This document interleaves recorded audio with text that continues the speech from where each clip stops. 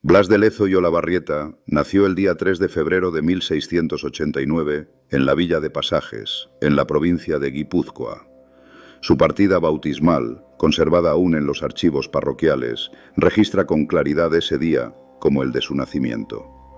Pasajes, un pequeño pero activo puerto pesquero y mercante, miraba de frente al mar Cantábrico y respiraba salitre en cada rincón.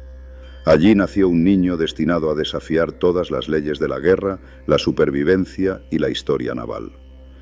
Su padre, Pedro de Lezo y Zabalza, era piloto de la carrera de Indias, un veterano marino con experiencia en las rutas oceánicas que unían los reinos de ultramar con la metrópoli.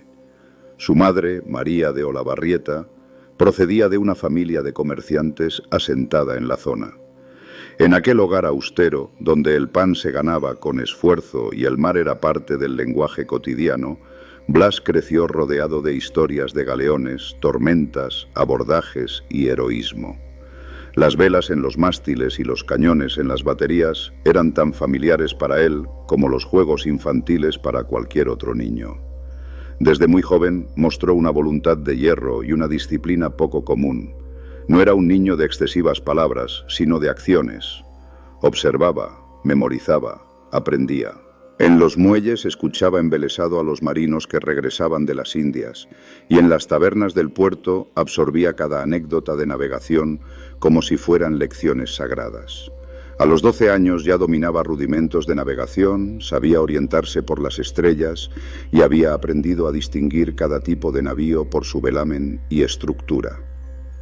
La Guerra de Sucesión Española, que estalló tras la muerte sin descendencia de Carlos II, cambiaría para siempre su destino. Felipe de Anjou, nieto del rey Luis XIV, fue proclamado rey de España como Felipe V, y las potencias europeas se dividieron entre quienes lo apoyaban y quienes pretendían colocar en el trono español al archiduque Carlos de Austria. El conflicto, más allá de lo dinástico, fue una lucha por el control del poder global, del comercio y de los mares. En ese contexto, Blas de Lezo ingresó como guardia marina en la escuadra francesa al servicio de Felipe V. Era el año 1704 y tenía solo 15 años. Pese a su juventud, sus conocimientos prácticos de navegación y su temple hicieron que fuera aceptado en el cuerpo de oficiales en formación. A bordo del buque insignia y en medio del bullicio de una flota en campaña, se enfrentó por primera vez al caos organizado de la guerra naval. Su primera gran prueba llegó ese mismo año, en la batalla de Vélez Málaga, librada el 24 de agosto de 1704 frente a las costas andaluzas. Fue uno de los mayores combates navales de la Guerra de Sucesión, con decenas de navíos en liza y una jornada entera de fuego cruzado entre las flotas franco-española e inglesa. Blas participó activamente desde su puesto como guardia marina. En medio del estruendo de los cañones, una bala de cañón impactó cerca de su posición y le destrozó la pierna izquierda. La herida fue tan grave que, para evitar la gangrena, debió ser amputada por debajo de la rodilla. La operación, realizada a bordo sin anestesia y con métodos rudimentarios, fue una prueba extrema de resistencia. Lo que habría sido el final para cualquiera fue apenas el comienzo para él. Con apenas 15 años, cojo y con una pierna de palo improvisada, Blas de Lezo pidió seguir en activo. Se negó a abandonar el servicio. Mientras se recuperaba, exigía participar en las guardias, estudiar los movimientos del timón, calcular trayectorias de tiro, corregir maniobras.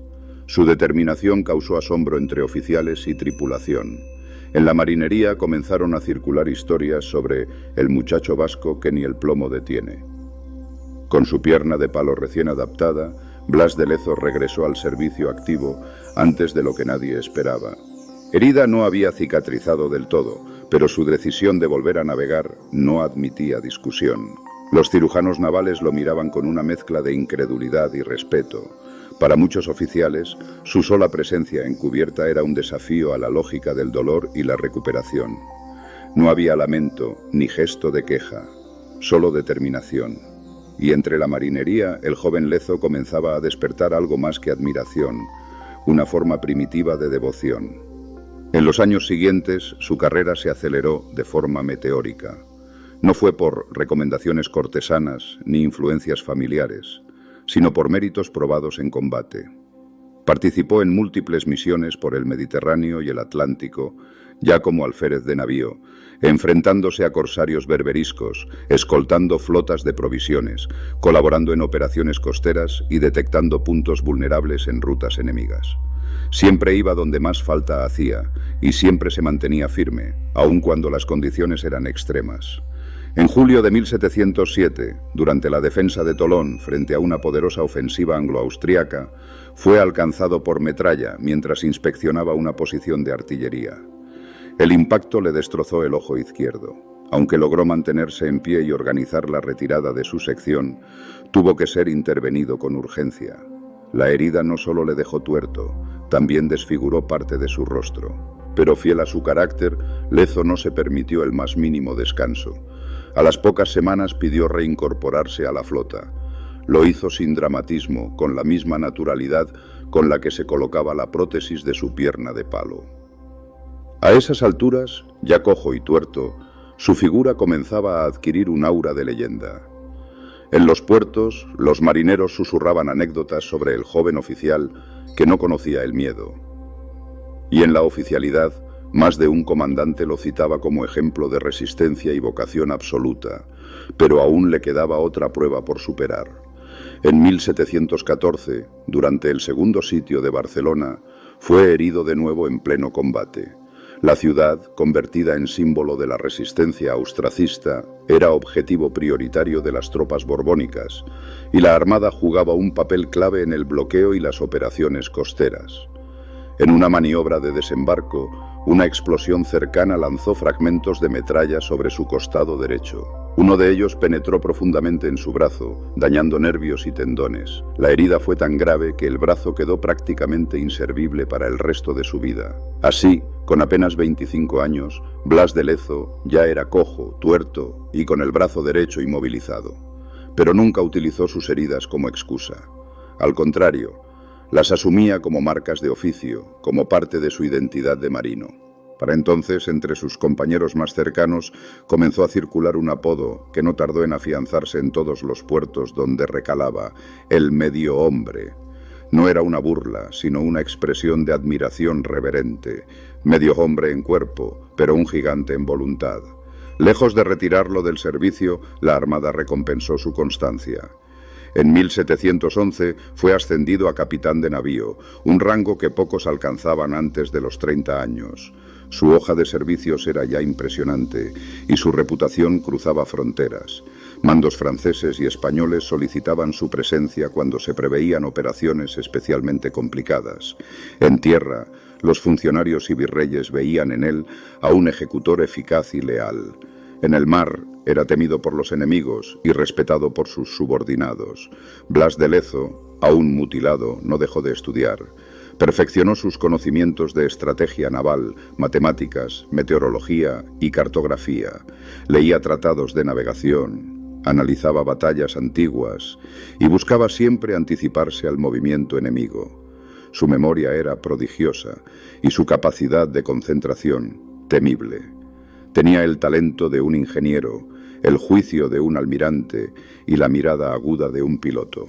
Cada decisión suya en combate era medida, nunca impulsiva. No gritaba, no teatralizaba, pero cuando hablaba nadie lo interrumpía. El mando no lo cambió. Seguía vistiendo con sobriedad, comiendo lo justo y trabajando sin descanso. Detestaba la arrogancia y aborrecía a los oficiales que se relajaban en el lujo mientras sus hombres cargaban pólvora bajo la lluvia. Si veía suciedad en los cañones, gritaba. Si notaba lentitud en el viraje, castigaba. No toleraba el desorden ni la desidia. Pero también era justo, y los marinos lo sabían. Cuando era necesario compartir la paga, Lezo solía ceder la suya para remediar alguna necesidad urgente entre su tripulación. Era un jefe duro, pero no distante, y eso lo convertía en un líder absoluto. Con su cuerpo marcado para siempre por la guerra y su alma firme como un ancla, Blas de Lezo se convirtió en uno de los capitanes más temidos y respetados de la Armada española. Los años pasaban y Blas de Lezo acumulaba victorias sin alardear de ellas. Su rostro cada vez más endurecido, marcado por el parche en el ojo, la pierna rígida y el brazo inútil, no dejaba entrever fatiga. Había combatido en 3 océanos, frente a piratas, corsarios, escuadras regulares y tempestades. Para entonces era ya una figura legendaria en la Armada Española. Un hombre de carne y hueso convertido en símbolo, no por su porte, sino por su ejemplo. En 1730 fue llamado a España para ser consultado como experto en la reorganización de la Armada. Su experiencia en ultramar, combinada con su ojo clínico para la logística, lo convertían en un consejero insustituible. Sin embargo, Lezo detestaba los pasillos del poder. A diferencia de otros altos oficiales, evitaba los salones de la corte, rehuía la adulación y mostraba una incomodidad evidente cuando lo forzaban a asistir a recepciones. Decía, medio en broma y medio en serio, que un marino no debe oler a perfume. Fue entonces cuando se le ofreció el mando de varias operaciones en el Mediterráneo. Se trataba de misiones delicadas, vinculadas al control de rutas comerciales amenazadas por corsarios y, en ocasiones, por potencias rivales como Francia o Gran Bretaña. Lezo aceptó con entusiasmo, aunque ya empezaba a resentirse del cuerpo. A pesar de su creciente fama, no delegaba el trabajo duro.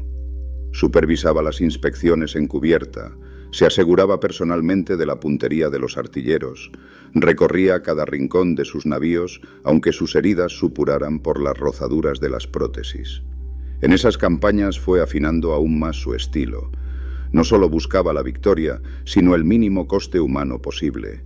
Detestaba el derroche de vidas. Cuando debía enfrentarse a barcos enemigos, procuraba inutilizar el timón, desmontar la artillería, rendir la nave antes de abordarla. Su mente era quirúrgica, golpeaba donde dolía, pero sin saña, y cuando debía castigar la indisciplina o el sabotaje en sus filas, lo hacía sin vacilar, pero con una justicia fría y medida. Lejos de parecer un héroe altivo, Lezo era parco en palabras, adusto en los gestos y absolutamente inmune al halago. Quienes lo trataron de cerca hablaban de una autoridad que no necesitaba elevar la voz. Bastaba su mirada para imponer respeto. Y sin embargo, muchos de sus subordinados le profesaban un afecto casi filial, porque sabían que nunca pedía más de lo que él mismo estaba dispuesto a soportar. En 1734 fue ascendido a teniente general de la Armada. Aquel nombramiento fue celebrado en Cádiz con una discreta ceremonia. Para Lezo no cambiaba nada. Seguía siendo el mismo marino que cojeaba por la cubierta, que dormía poco y que pasaba horas revisando mapas y planificando rutas alternativas por si el viento giraba en mitad del combate. Pero a ojos del resto del cuerpo naval, su figura se agigantaba.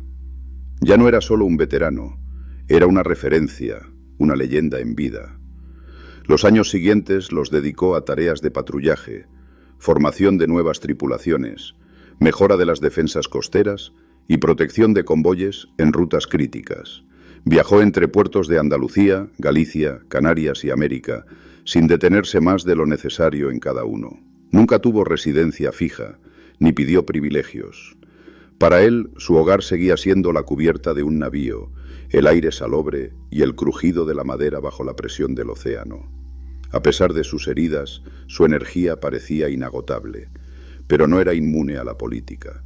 Las tensiones crecientes con Inglaterra, los intereses comerciales cruzados en América y la inestabilidad de la situación internacional iban dibujando un horizonte incierto. En muchos informes dirigidos a la corona, Lezo advertía que la Armada debía prepararse para desafíos mayores. Veía venir un nuevo conflicto. Sabía, por experiencia, que los enemigos no siempre atacaban donde parecía más lógico. Y por eso insistía, una y otra vez, en mantener los fuertes bien abastecidos, las dotaciones completas y los mandos atentos. Sin saberlo aún, todos esos años de experiencia, heridas y batallas no eran más que el prólogo.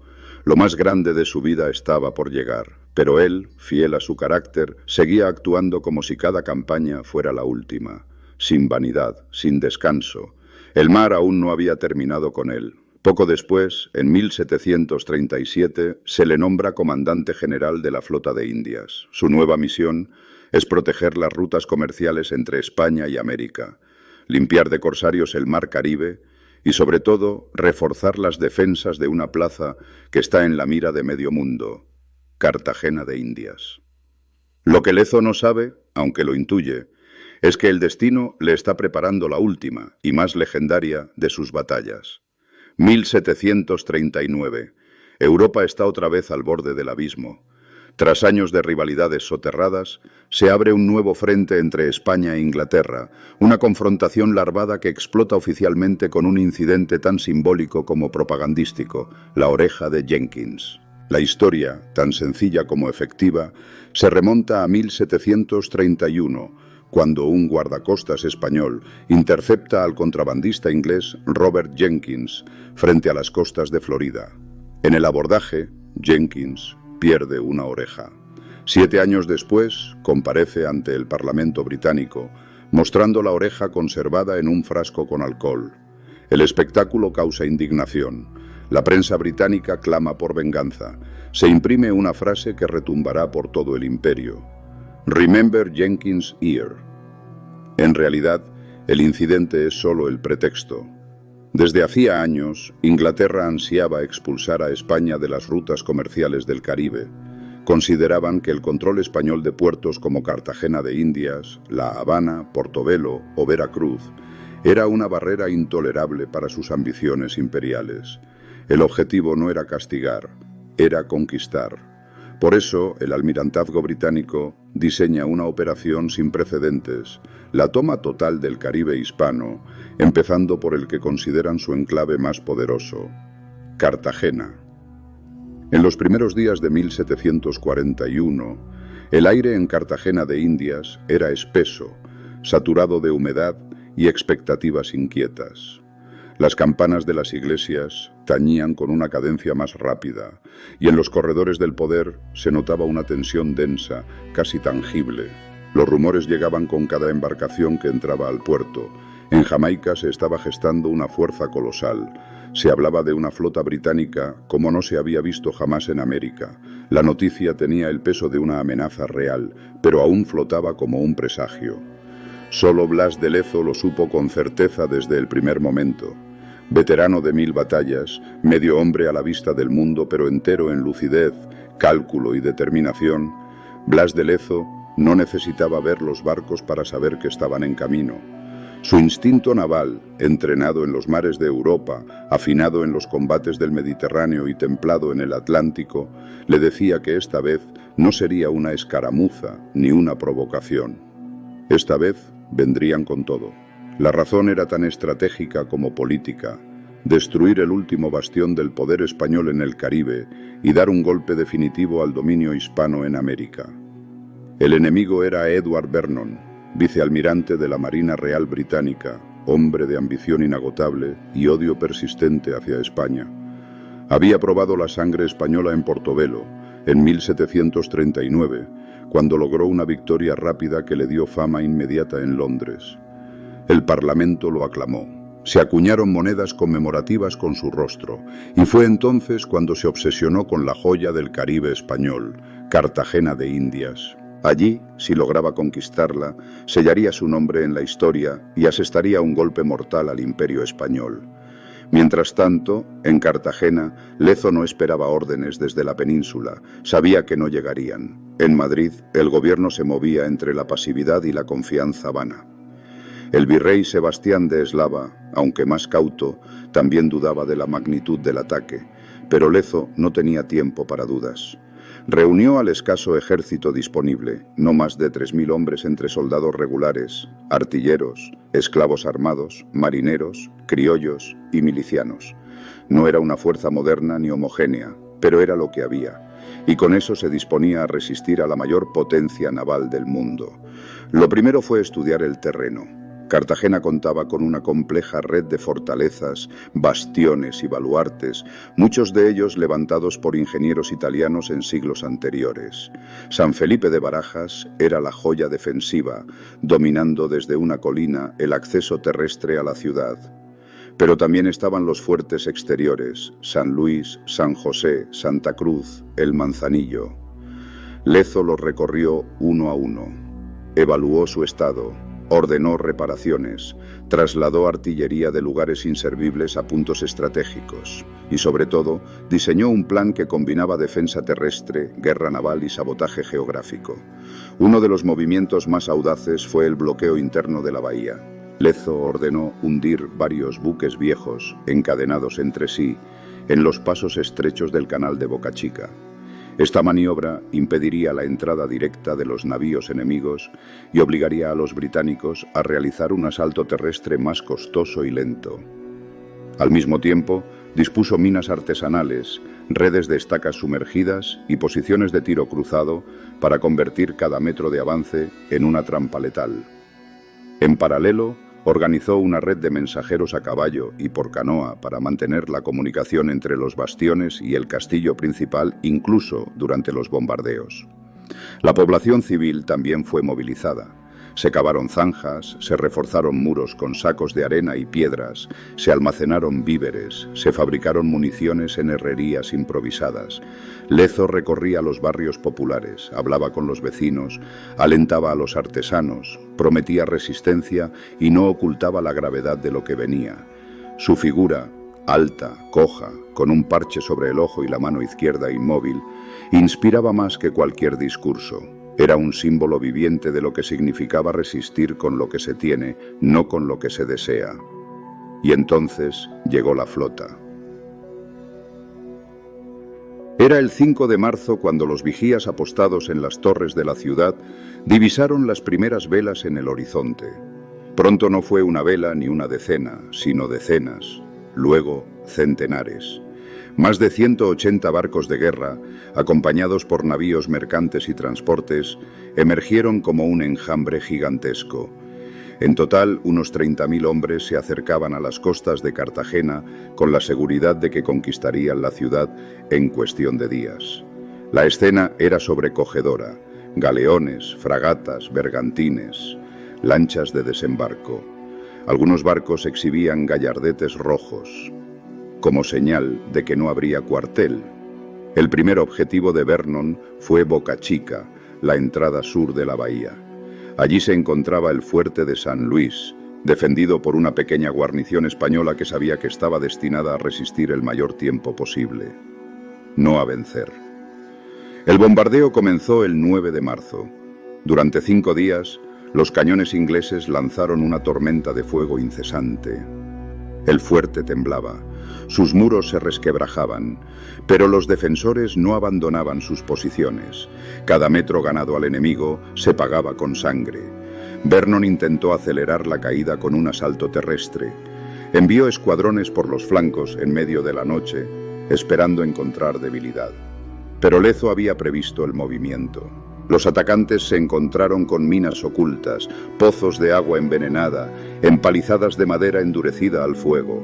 Muchos soldados británicos, extenuados por el calor, el barro y las picaduras de insectos, murieron sin haber disparado un solo tiro. Cuando el fuerte de San Luis finalmente cayó, no fue por rendición. Fue porque sus defensores habían agotado la munición y luchado hasta el último cartucho. La bandera española fue bajada por la fuerza. Los británicos, alzando su estandarte, creyeron haber dado un paso decisivo. No sabían que aquello era solo el principio. Con el fuerte de San Luis reducido a escombros y las tropas británicas firmes en tierra, Edward Vernon creía tener el camino despejado hacia Cartagena. Había perdido tiempo. Sí, pero su ánimo permanecía intacto. Ordenó a sus oficiales desembarcar más tropas. Regimientos completos, artillería de campaña, infantería de marina, esclavos negros para trabajos forzosos y soldados norteamericanos provenientes de las colonias británicas. Confiaba en que un avance por tierra permitiría rodear la ciudad, cortar suministros y forzar una rendición rápida. En su mente, el botín estaba cerca. Pero ese avance terrestre, concebido para ser una marcha triunfal, se convirtió desde el primer momento en un suplicio. Los caminos que llevaban desde Boca Chica hacia Cartagena atravesaban una geografía infernal, manglares saturados de mosquitos, senderos estrechos y resbaladizos, zonas pantanosas donde las botas se hundían hasta la pantorrilla. El calor era sofocante, el sol vertical del trópico aplastaba los cascos y evaporaba el agua de las cantimploras en cuestión de minutos. Los soldados británicos, acostumbrados a climas templados, comenzaron a sufrir insolaciones, fiebres y deshidratación antes siquiera de avistar las murallas enemigas. Lezo, anticipando cada movimiento del enemigo, había ordenado preparar una serie de trampas y escaramuzas en puntos estratégicos del camino. No se trataba de batallas abiertas, sino de guerrillas móviles, emboscadas breves y letales. Desde las copas de los árboles, criollos armados con mosquetes disparaban y desaparecían en la espesura.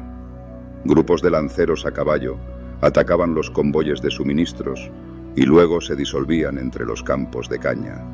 Los esclavos liberados por Lezo para combatir a su lado conocían cada palmo de aquel terreno y lo convertían en su arma. El enemigo nunca sabía desde dónde venía el siguiente golpe. Cada noche, los campamentos británicos eran hostigados por disparos esporádicos, ruidos amplificados a propósito por los cartageneros, mensajes lanzados en voz alta desde la oscuridad que buscaban minar la moral de los recién llegados. Y cada día, la selva cobraba su tributo: disentería, malaria, vómito negro. Los médicos de campaña no daban abasto. Las camillas con heridos y enfermos se acumulaban al borde de los senderos. Muchos morían sin llegar siquiera a disparar una bala. La logística, clave en cualquier operación militar, comenzó a fallar. El terreno hacía imposible el paso de los cañones más pesados. Las municiones, que debían ser transportadas a lomo de bestia o por esclavos, se perdían en la maleza o se quedaban atascadas. Las comunicaciones entre Vernon y sus comandantes terrestres eran lentas, fragmentadas, peligrosas. El vicealmirante no podía ver con claridad lo que ocurría en el frente, y cuando lograba tener noticias, ya era tarde. Otra columna había sido diezmada, otro punto estratégico perdido. Mientras tanto, en la ciudad, Lezo no daba tregua. A pesar del desgaste físico, su pierna prostética le provocaba un dolor constante y su visión era limitada. Se mantenía activo a todas horas. Subía a lo alto de las murallas para observar con su catalejo las posiciones enemigas. Ordenaba disparos de artillería de precisión sobre puntos de reunión.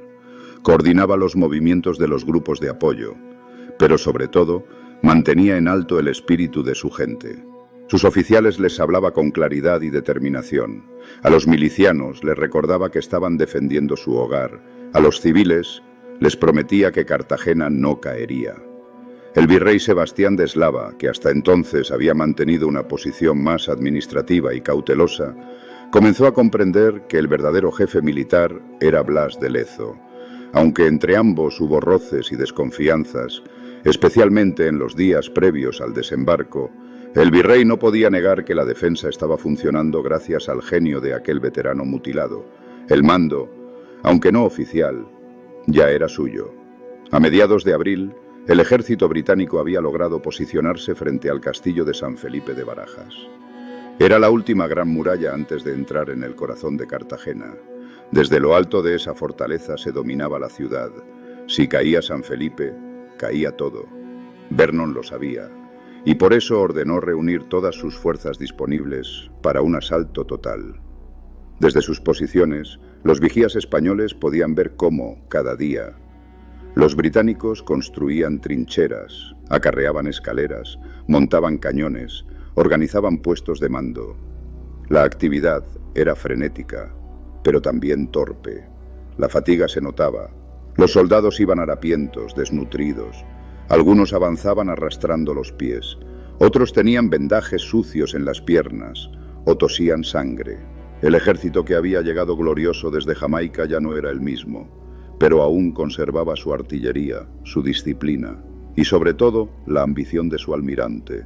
El plan era claro: tomar el castillo por asalto frontal, aprovechar la oscuridad de la noche para lanzar un ataque rápido, simultáneo, por varios flancos, utilizar escalas, dinamita y fuego directo. Se distribuirían en columnas al mando de oficiales experimentados y se dividirían en grupos de choque, apoyo y reserva. Vernon confiaba en que una sola noche bastaría para terminar con la resistencia. Lo que ignoraba era que Lezo llevaba semanas preparando la defensa de San Felipe con una meticulosidad casi obsesiva. No solo había reforzado los muros con mampostería nueva y sacos de arena, sino que había diseñado caminos interiores secretos, salidas ocultas, trampas explosivas y posiciones de tiro escalonadas. Había redistribuido a sus hombres según su capacidad física, los más ágiles en las almenas, los veteranos en las troneras, los novatos en las reservas. Y sobre todo, había previsto la psicología del enemigo. Durante los días previos al asalto, ordenó tocar tambores por las noches, encender hogueras en lugares falsos, simular movimientos de tropas, emitir órdenes a gritos que eran en realidad mensajes cifrados para sus propios hombres. Quería confundir al enemigo, hacerle pensar que se enfrentaba a más hombres de los que realmente tenía, crear la sensación de que cada metro estaba cubierto, cada rincón vigilado. Y cuando llegó la noche señalada para el asalto, Blas de Lezo se puso su casaca de gala, limpió el polvo de su espada, ajustó su parche sobre el ojo derecho y subió cojeando hasta lo alto de la muralla. Desde allí esperó. La noche del 19 de abril de 1741 cayó sobre Cartagena como un sudario denso, pesado, sin luna. El aire era espeso, inmóvil, como si incluso el viento esperara el inicio de algo terrible. Desde los campamentos británicos llegaba el rumor seco de botas organizándose, cadenas arrastradas, órdenes susurradas. Miles de hombres comenzaban a moverse en la oscuridad, cada uno sabiendo que lo que estaban a punto de hacer podía marcar su destino y el de sus imperios. En la cima del castillo de San Felipe de Barajas, Blas de Lezo observaba sin decir palabra. A su lado, los oficiales aguardaban sus órdenes. No era necesario hablar, las posiciones estaban tomadas, la pólvora seca, los cañones cargados, las mechas listas, el castillo entero era una trampa viva, diseñada no solo para resistir, sino para desgarrar, para devorar a quien intentara escalarlo. A las 3 de la madrugada comenzaron los primeros movimientos. Desde el campamento británico surgieron decenas de columnas compactas, en silencio absoluto, cargando escaleras, sacos de tierra, herramientas. Marchaban como sombras, avanzando con rapidez entre los cañaverales, bordeando las zanjas, intentando aproximarse sin ser detectados, pero ya eran vistos. Desde las torres más altas, los vigías españoles emitieron señales con linternas cubiertas, avisando que el enemigo estaba en marcha. El primer grupo alcanzó la ladera oeste del castillo y comenzó a desplegar sus escaleras. Eran largas, pesadas, construidas en las colonias norteamericanas. Los soldados las apoyaron contra el muro, clavaron sus bases en la tierra húmeda y comenzaron a ascender en oleadas. Y entonces, la oscuridad se quebró. Desde lo alto del castillo, los defensores lanzaron antorchas encendidas que iluminaron de golpe la escena. Las siluetas de los atacantes quedaron expuestas. Desde las troneras y garitas estalló una lluvia de fuego, disparos de mosquete, metralla, piedras, aceite hirviendo, hasta agua en ebullición. Las primeras líneas británicas cayeron al instante. Algunos intentaron retroceder, pero otros seguían empujando desde atrás. Las escaleras se convirtieron en embudos de muerte. Blas de Lezo recorría los niveles del castillo sin detenerse. A cada oficial le daba órdenes concretas. Si una batería había disparado, ordenaba recargar y girar la posición. Si una muralla temblaba, enviaba refuerzos. Con su bastón de madera marcaba en el suelo los sectores más calientes. Un joven suboficial, al verlo cojear, le ofreció ayuda. Lezo lo miró con severidad. No es momento de pensar en pies, es momento de pensar en patria. Los británicos, tras el primer fracaso, intentaron un ataque por el flanco norte. Allí, las murallas eran más bajas, pero el acceso estaba minado. Cuando los regimientos de apoyo avanzaron en formación cerrada, pisaron cargas ocultas bajo la arena que explotaron en una secuencia devastadora. Cuerpos y tablones saltaron por los aires. El humo y la sangre tiñeron el campo de batalla. Aún así, Vernon no desistía. Desde su barco había dado la orden de que el asalto no se detuviera bajo ninguna circunstancia. Las trompetas volvieron a sonar. Más tropas fueron enviadas al frente, entre ellas regimientos formados por colonos de Virginia, Maryland y Carolina del Sur. Algunos vestían de azul, otros de marrón claro. Ninguno había combatido en un castillo de piedra tropical contra un enemigo invisible. Uno de los momentos más dramáticos de la noche llegó cuando un grupo británico logró izar la bandera de su regimiento sobre una de las garitas secundarias del castillo. Por unos minutos pareció que habían tomado el baluarte. La bandera ondeaba contra el cielo nocturno, visible desde la ciudad. Pero Lezo no vaciló. Ordenó un contraataque inmediato.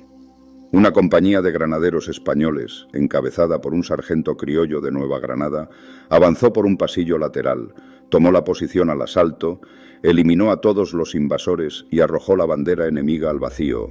Cuando el sol comenzó a asomar por el horizonte, la escena era infernal. Escaleras rotas colgaban de los muros, salpicadas de sangre. El foso estaba lleno de cuerpos, cascos partidos, armas abandonadas.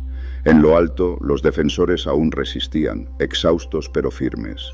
Habían pasado la noche disparando, corriendo, cargando munición, arrastrando heridos. Muchos no habían dormido en 2 días. Algunos combatían con vendajes frescos, otros sin zapatos, con los pies envueltos en trapos. Y aún así, habían resistido. El castillo seguía en manos españolas. Los británicos, completamente desorganizados, comenzaron a retirarse. Algunos lo hicieron en orden, otros a la carrera. Los oficiales gritaban para reagrupar a sus hombres, pero el terreno embarrado, las trampas, el miedo y el cansancio lo hacían imposible. Fue entonces cuando los cañones españoles volvieron a disparar, esta vez sobre los corredores de retirada. Cada disparo era un golpe seco en las filas enemigas. Cada explosión, un recordatorio de que no habría compasión. Vernon, al recibir los informes de la derrota, montó en cólera, rompió sus anteojos de campaña, gritó contra sus comandantes, pero no podía negar lo evidente: había lanzado su ataque más poderoso y no había logrado nada. El castillo seguía en pie, Blas de Lezo seguía en lo alto, vigilante, y su ejército reducido, hambriento y desbordado, comenzaba a desmoronarse.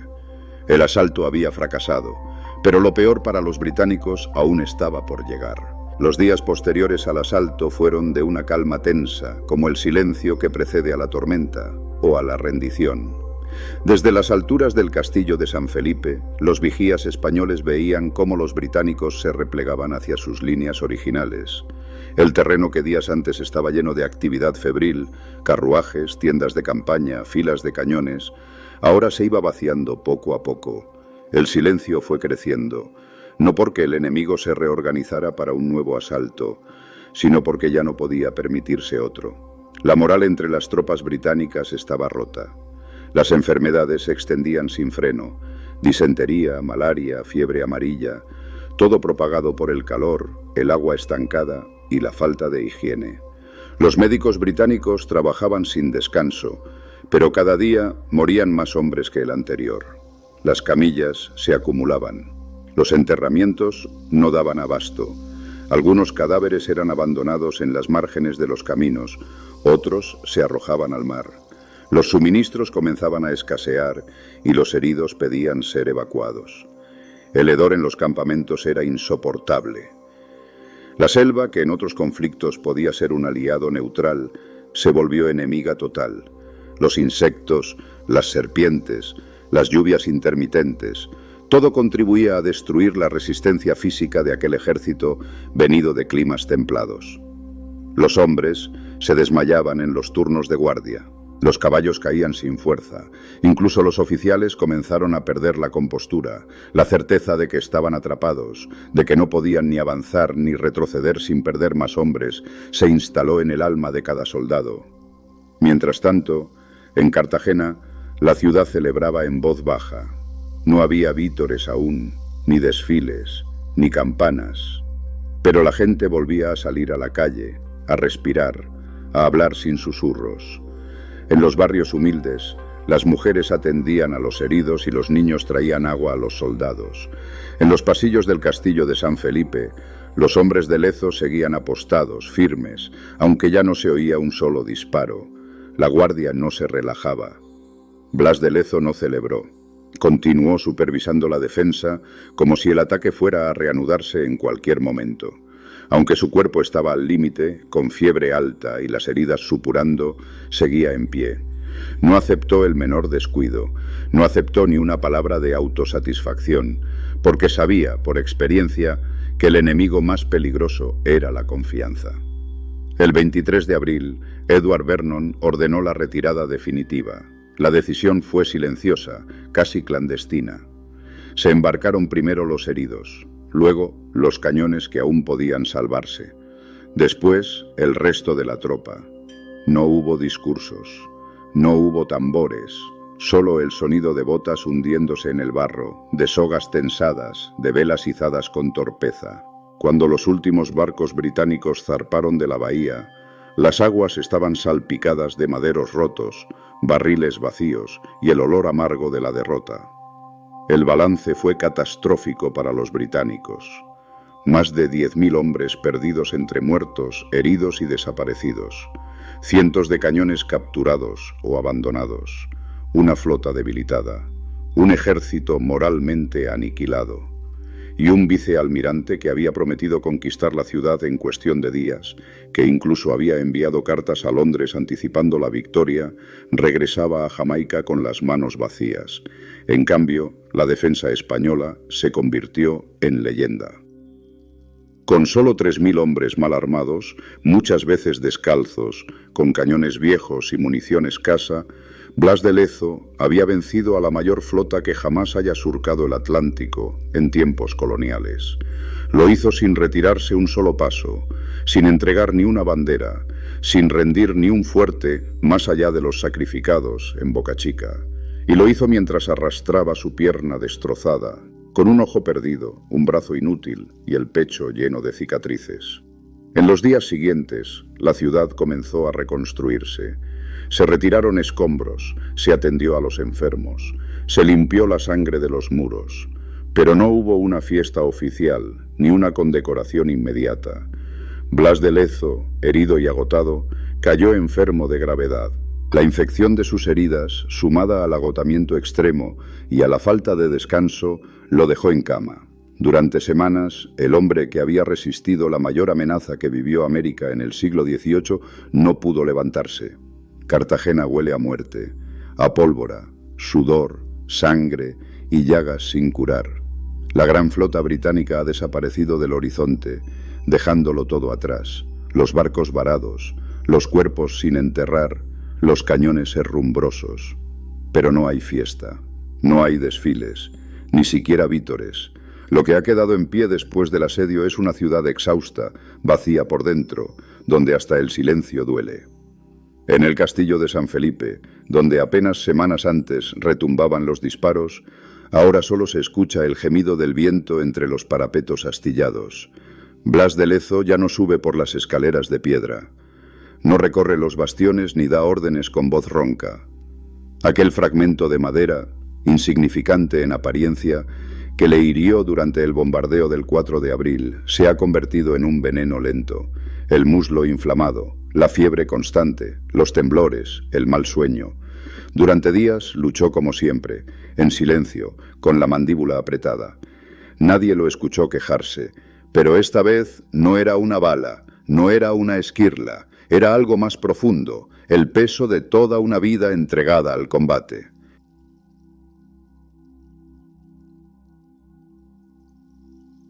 A lo largo de mayo y junio, mientras se reparan trincheras, se entierran a los muertos y se secan los barriles de pólvora, Blas de Lezo se consume. Algunos oficiales van a visitarlo, otros no se atreven. Nadie quiere verlo así, reducido, casi irreconocible, vencido por dentro pero no en espíritu. A veces, entre delirios de fiebre, repite órdenes, nombres, coordenadas. Pregunta si han apuntalado el bastión sur, si los cañones de Santa Cruz han sido recolocados. Su mente sigue en la defensa. Su cuerpo, en cambio, está ya en retirada. El 7 de septiembre de 1741, a las 8 de la mañana, muere Blas de Lezo, sin ceremonia, sin testigos de Estado, sin salvas. Se marcha con la misma discreción con la que vivió. Su cuerpo, según las crónicas, es enterrado en un lugar desconocido. Algunos dicen que en una iglesia, otros que bajo los escombros de un bastión. Nadie lo sabrá con certeza. Y, como si el olvido comenzara con la tierra que lo cubre, su nombre empieza a apagarse demasiado pronto. El virrey Sebastián de Eslava no tarda en mover ficha. Desde su llegada a Cartagena, la relación entre ambos había sido tensa, casi antagónica. Eslava era el poder civil, el representante del rey en el virreinato. Lezo, el militar, el defensor de la plaza. Pero mientras uno hablaba de informes, de instancias y de regulaciones, el otro cargaba sacos, inspeccionaba los polvorines y tomaba decisiones en medio del fuego. Lezo nunca buscó medallas, pero tampoco toleraba la cobardía burocrática, y Eslava, educado en la corte, no soportaba el carácter áspero y directo de aquel mutilado que desafiaba el protocolo con hechos. Durante el asedio, sus roces fueron constantes. Lezo pedía libertad de acción, Eslava exigía que todo pasara por su aprobación. Cuando los cañones británicos rugían sobre Boca Chica, el virrey debatía si enviar refuerzos. Cuando la artillería del castillo de San Felipe pedía más pólvora, Eslava retrasaba los envíos por temor a perderla. Cada día que la ciudad resistía era una victoria para Lezo, pero un problema para el virrey, que veía cómo el prestigio del militar eclipsaba el suyo propio. Y tras la victoria, lejos de reconocer su mérito, Eslava se sintió amenazado. En lugar de escribir al rey, detallando el heroísmo del teniente general Blas de Lezo, redactó un informe ambiguo, desdibujado, donde minimizaba su papel y exageraba el suyo. La defensa, decía, había sido obra del conjunto de la administración, del esfuerzo colectivo, de la providencia. Y lo más atroz, el 21 de octubre de ese mismo año, Eslava impulsa la apertura de un juicio póstumo contra Blas de Lezo, acusándolo de desobediencia, imprudencia táctica y de haber actuado sin seguir la jerarquía debida. Se le imputan faltas absurdas, como no haber informado con la suficiente antelación de ciertas maniobras o haber hundido barcos sin permiso expreso del virrey. Lezo, que ya estaba enterrado, no podía defenderse, y nadie se atrevió a hacerlo por él. El juicio no tenía como fin manchar su reputación entre los soldados. Tenía un solo objetivo: borrar su nombre de los papeles oficiales. Y lo consiguieron. Durante décadas, la Corte de Madrid ignoró la existencia de Blas de Lezo. Sus méritos no se recogieron en los libros de la Armada. Su imagen no decoró ningún palacio. Su nombre no fue citado en los partes de guerra que se enviaron a las embajadas. En la historia oficial, la victoria de Cartagena fue atribuida a la eficaz defensa del virreinato bajo la dirección de Eslava. El nombre del hombre que diseñó las trampas, que hundió los navíos en las bocas, que resistió con 3.000 hombres a 30.000, desapareció. Solo en el ámbito local, entre soldados veteranos, entre marinos que habían estado allí, su figura se mantenía viva. En los puertos del Caribe, en las fondas de Cádiz, en los astilleros de La Habana, los viejos contaban la historia del medio hombre, y la contaban con respeto. Tenía un ojo, una pierna y medio brazo, y con eso nos salvó a todos, decían. En 1760, casi 20 años después de su muerte, su hijo Blas Fernando recibió del rey el título de Marqués de Obieco en consideración a los méritos de su padre. Era un reconocimiento tardío, casi anecdótico. El Estado saldaba una deuda inmensa con un gesto protocolario, pero la herida del olvido ya estaba abierta. Mientras tanto, Inglaterra intentaba esconder su fracaso. La expedición de Vernon había sido el mayor despliegue militar británico en ultramar, y también su peor desastre.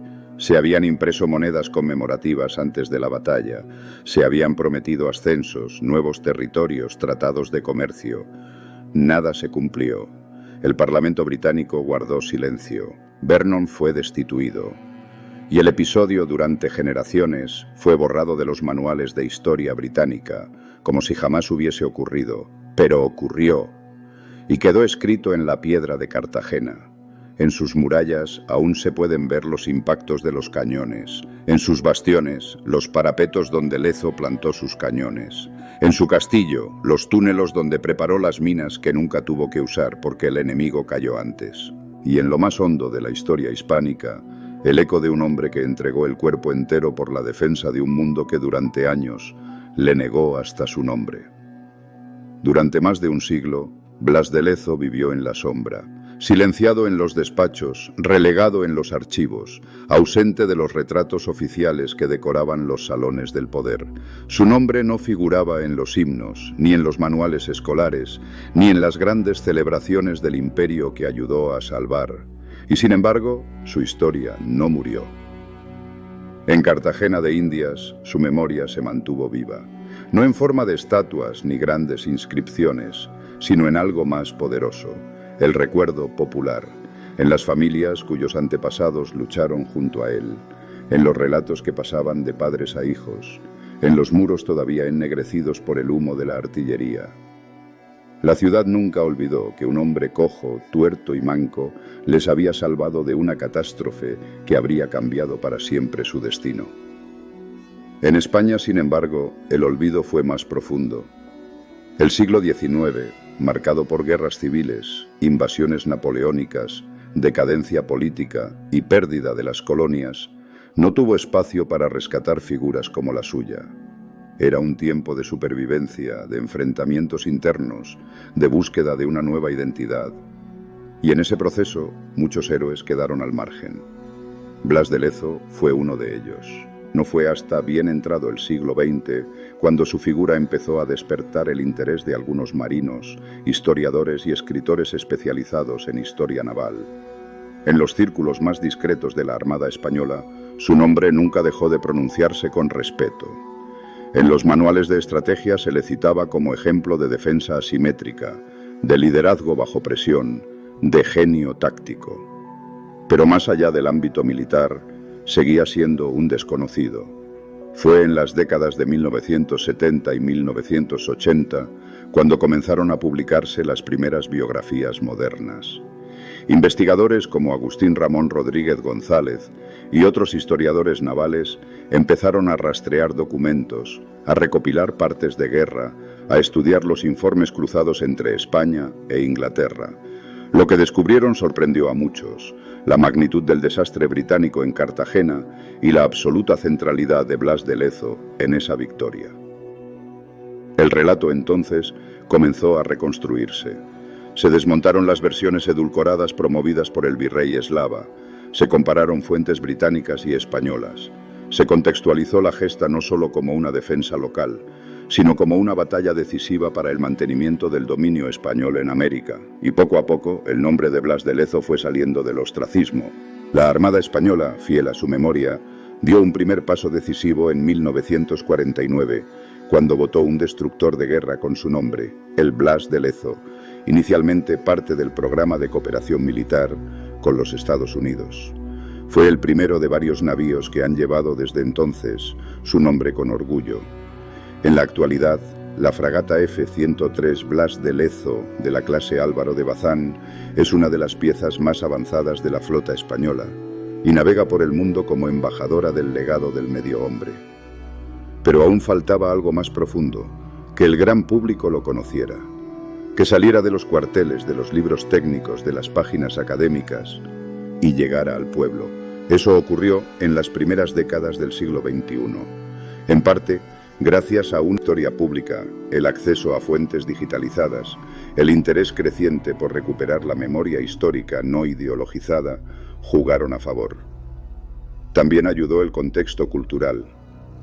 En una época de crisis de referentes, de desgaste institucional, de confusión identitaria, la figura de Blas de Lezo irrumpió como un símbolo distinto. No era un político, no era un conquistador, no era un ideólogo, era un defensor. Un soldado mutilado que no pidió nada, que no buscó fama, que no negoció su deber. Y eso, en un mundo saturado de impostura, resultó profundamente auténtico. En el año 2014 se dio un paso largamente esperado. En pleno corazón de Madrid, junto al cuartel general de la Armada en el Paseo del Prado, se inauguró una estatua en su honor.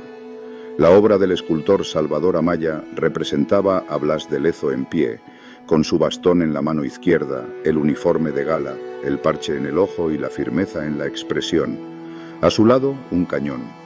En el pedestal, una inscripción que resume su esencia: sin piernas, sin brazos, sin ojos, con honor.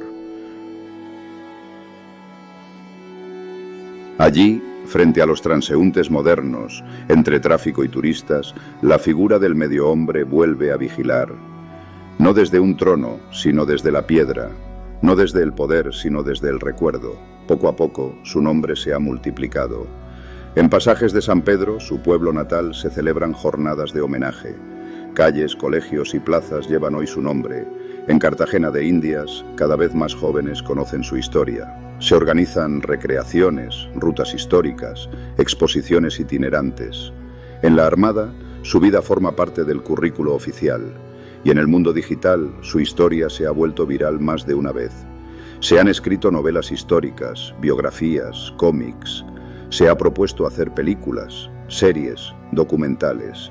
Su imagen aparece en murales, camisetas, videojuegos. Y lo más importante, su historia está inspirando a jóvenes, a mayores, a profesores, a estudiantes, porque representa algo que no caduca: la integridad. Hoy, Blas de Lezo no es solo un personaje histórico, es un símbolo de resistencia, de dignidad, de servicio. Es, en muchos sentidos, el arquetipo de un héroe real, aquel que no alardea, aquel que no se queja, aquel que, aunque lo hieran, aunque lo desprecien, aunque lo olviden, sigue cumpliendo con su deber. Y ese legado, aunque fue silenciado durante siglos, ya no puede ser enterrado, porque vive en cada piedra de Cartagena, en cada ola que choca contra los muros, y en cada español y cada hispanoamericano que descubre su historia y no puede evitar preguntarse cómo es posible que no lo conociera antes. A veces, la historia no nos habla del pasado, nos habla del presente, nos enfrenta a lo que somos, a lo que hemos olvidado, a lo que deberíamos aspirar a ser. Y entonces aparecen ciertas figuras que no brillan por artificio, sino por solidez, no por estar de moda, sino por representar lo intemporal. Blas de Lezo es una de esas figuras. No fue un conquistador, ni un político, ni un ideólogo. Fue un marino, un militar mutilado, un hombre que, con el cuerpo roto, se mantuvo de pie cuando todo a su alrededor temblaba. Su ejemplo es incómodo, porque no permite excusas. No da margen a la queja, ni al cinismo, ni a la cobardía. En un mundo que glorifica la imagen, Lezo representa lo contrario, la sustancia. En una época de apariencias, él fue acción. Donde hoy todo se mide por impacto superficial, su legado se mide por profundidad, porque lo suyo no fue ruido, fue verdad, dolorosa, sacrificada, sostenida hasta el final. Durante años fue ignorado, no porque fuera menor, sino porque su ejemplo molestaba. Recordaba a una España que resistía, que no se doblegaba, que no necesitaba propaganda porque tenía dignidad. Y eso, cuando lo que se impone es la narración del fracaso, del arrepentimiento permanente, de la culpa heredada, resulta insoportable para algunos. Pero precisamente por eso, Blas de Lezo ha vuelto, porque su historia no puede ser domesticada, porque no cabe en los moldes del relato fácil. No se le puede convertir en bandera sin asumir sus principios. No se le puede convertir en símbolo sin aceptar su mensaje. Y su mensaje es claro: cumplir con el deber, incluso cuando todo está en contra. Servir, incluso sin reconocimiento. Responder con inteligencia a la adversidad. No pedir nada, no rendirse nunca. Hoy su figura sirve de faro, no para glorificar el pasado, sino para dar perspectiva al presente. ¿Qué país queremos ser? ¿Qué memoria elegimos? ¿Qué valores defendemos cuando nadie nos mira? Porque hablar de Blas de Lezo no es hacer historia militar. Es hablar de compromiso, de temple, de ética, de lo que significa tener principios firmes en un mundo blando. Y eso no tiene fecha de caducidad. Él representa la España que no siempre se ve, pero que existe. la que trabaja en silencio, la que da la cara sin esperar nada a cambio, la que no necesita adornos porque ya tiene cicatrices, la España que no hace ruido, pero construye, que no se arrastra, pero tampoco alardea, que no necesita coartadas, solo hechos. En Blas de Lezo está el ADN de ese carácter, no de una nación arrogante, sino de una nación consciente de su historia y de su responsabilidad. De una España que no pide permiso para existir, porque se ganó el derecho a hacerlo en miles de muros, de trincheras, de mapas, de esfuerzos anónimos como el suyo. Y quizá por eso, cada vez que se cuenta su historia, hay una reacción, una emoción difícil de explicar. Algo se despierta, algo se entiende, como si nos miráramos en un espejo y viéramos reflejado todo lo que podríamos ser si estuviéramos a la altura de nuestra historia. Blas de Lezo no es nostalgia, es desafío, no es un mito de piedra, es una exigencia moral, una brújula, un recordatorio de que todavía hay batallas que ganar, y que algunas de las más difíciles son invisibles, el abandono, la mediocridad, el olvido. Pero él, que lo perdió todo en el cuerpo, jamás perdió el alma. Y por eso sigue ahí, esperando que, en este presente incierto, alguien vuelva a escucharlo. El 3 de febrero de 1689 nació un niño en la costa vasca. Creció entre redes de pesca y relatos de mar. A los 12 años se hizo a la mar como guardia marina. A los 15 perdió una pierna en combate, poco después un ojo y, más tarde, un brazo. Su cuerpo fue quedando atrás, herida a herida, pero su voluntad solo creció. Fue artillero, capitán, estratega, almirante. Defendió costas en Europa, en América, en África. Protegió convoyes, derrotó corsarios, reconquistó plazas. Y cuando todo parecía perdido, cuando un imperio se abalanzaba con 186 barcos y 30.000 hombres sobre una ciudad sitiada, él resistió. En Cartagena de Indias escribió una de las páginas más épicas y más silenciadas de la historia universal. Lo hizo sin pedir nada. Lo hizo enfrentado no solo al enemigo, sino a la indiferencia de su propio gobierno. Lo hizo con un cuerpo maltrecho y una mente lúcida. Lo hizo porque creía en el deber, porque entendía que hay batallas que no se eligen, pero que hay que dar. Murió sin honores. Fue enterrado sin ceremonia, juzgado después de muerto, borrado de los partes de guerra. Pero ni el polvo, ni los siglos, ni la mezquindad política pudieron enterrarlo del todo, porque los hombres como él no desaparecen, solo esperan. Hoy su historia ha vuelto, porque nunca debió irse, porque es necesaria, porque habla de algo que no cambia con los siglos, el valor de hacer lo correcto cuando nadie lo exige. Y mientras su estatua vigila la plaza de Colón, y su nombre navega en los costados de nuestras fragatas, y su memoria se reconstruye pieza a pieza, Blas de Lezo vuelve a ser nuestro, hombre de hierro, marino del honor, medio hombre, solo en apariencia, hombre entero donde más importa. Suscríbete a Estirpe Hispánica y acompáñanos en este viaje. Ayúdanos a que ninguna historia como la de Blas de Lezo vuelva a caer en el olvido. Porque hay héroes que merecen ser contados, y este era uno de los más grandes.